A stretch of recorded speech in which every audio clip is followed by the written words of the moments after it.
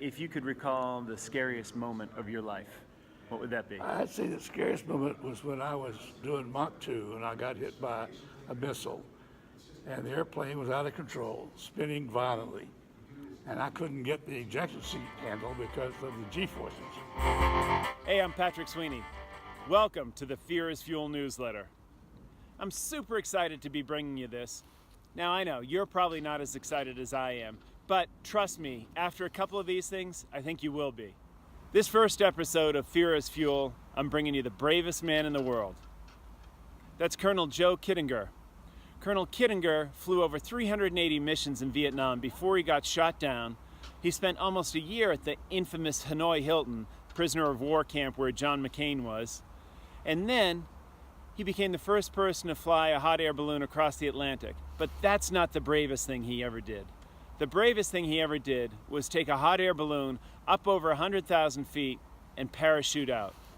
He did this 50 years before Felix Baumgartner did it for Red Bull, which was 2012. I sat down with Col Kittenger near his home in Orlando, Florida, and he's got some great advice. Take a look.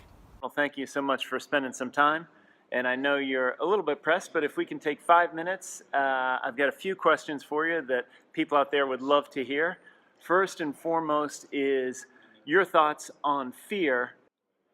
Fear is a lack of self-confidence. So if you have confidence in yourself, you can overcome fear. The saddest person is a person that doesn't have confidence in themselves. I was fortunate in my military career that I had a lot of opportunities to face fear. And if I had any apprehension, I would analyze what caused the apprehension. I love life. I enjoy living. And I've been accused of having a death threat. That's absolutely incorrect. I love life. But I never did anything that I didn't think I was going to survive. So were you scared when you were taking that first step out of the balloon for the parachute, for the Stratosphere parachute? I had confidence in my equipment, confidence in my team, confidence in myself. And I was there for a reason. And I was an experimental test pilot.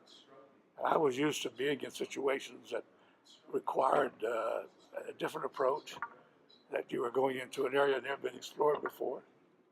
And I was ready to go. When it came time to go, I was no hesitation. I was ready to go. I'd worked for a year and a half for that time. I'd set that goal and worked with a bunch of great guys. And I felt I would let them down also because they had worked for my benefit.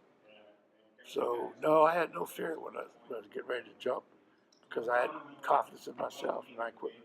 So what was the last thing that went through your mind, or what was the last thing you said when you took that first step?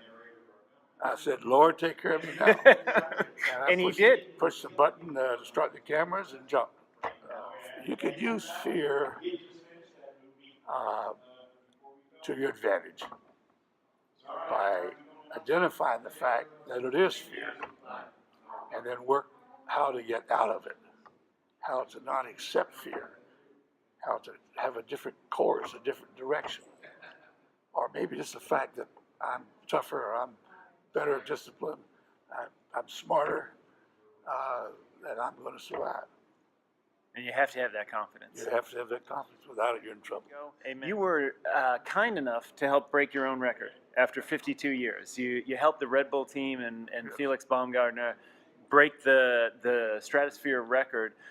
What was the difference? 52 years, the difference between a plane back then and now is unbelievable. It must have been the same with the equipment that the Red Bull team used versus what you used. The technology had increased a great deal. 52 years of advancement. Yeah.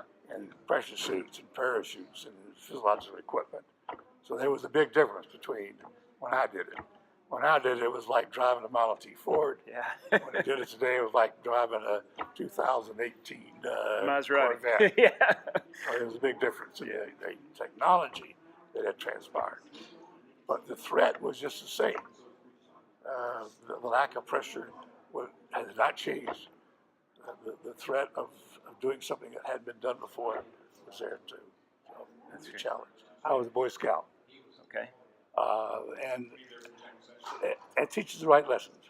That you can take care of yourself, you can go out into the woods, you can cook, you can exist, you can survive. Scouting really helped me. It helped me. It started me on the road that I had confidence that I could take care of myself any place.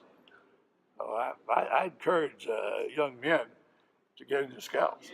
Okay. It helps them, it helps the community, it helps society, helps our government.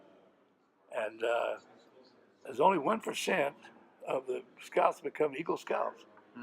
But that needs to be a goal. When a boy enters Eagle Scout, his goal should be to be an Eagle Scout. And that's one of the lessons you learn is goal setting. And that also helps get away from having fear, because if you set a goal and work toward that goal, you can usually achieve it. And let's say that you have a new job and you have fear. The way to tackle that is to say, I'm going to do the best job I could ever do. Nobody's going to get to me. I'm going to be a success because I'm going to work hard to do it. So it takes discipline, it takes self-confidence, but they should never give up. Never, never, never, ever give up. And that's another lesson that's important, that they set goals and work toward those goals. If you could recall the scariest moment of your life, what would that be? I'd say the scariest moment was when I was doing Mach 2 and I got hit by a missile. And the airplane was out of control, spinning violently. And I couldn't get the ejection seat handle because of the G-forces. And I felt that I might not live. But I went to the alternate ejection handle and ejected. My backseater went out first, and then I went. But I would say that was the scariest moment. And then when I was coming down the parachute, they were shooting at me from the ground. And that was another fearful thing. Just when you thought you made it. Because, that was no fun at all. Okay. And you've been in over 91 different aircraft. 93. 93 different aircraft. What was your favorite one?